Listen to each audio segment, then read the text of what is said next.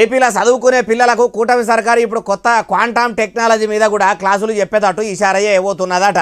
తెలివితోని పిల్లలు చదువుకునే టెక్నాలజీని వాడుకునేటట్టు తయారు చేసేందుకు ఆంధ్రప్రదేశ్ ప్రభుత్వం ఎగురంజే ఏవోతున్నదట. అగో ఈ ముచ్చట ఎవరన్నారంటారా, మీరే చూడుర్రి. చదువుల శాఖ ఆఫీసర్లను పిలుచుకొని ఏపీ సీఎం చంద్రాల సారు ఏమన్నాడట అంటే, చదువుకుంటున్న పిల్లలకు ఇప్పటి సందే క్వాంటమ్ టెక్నాలజీ తెలుసుకునేటట్టు వాళ్ళకి చదువులు చెప్పేటట్టు ఇషారా చెయ్యిండ్రి. వచ్చే తేప నుంచి అంతటా కూడా అమలు చేద్దామని అనుకొచ్చిండట.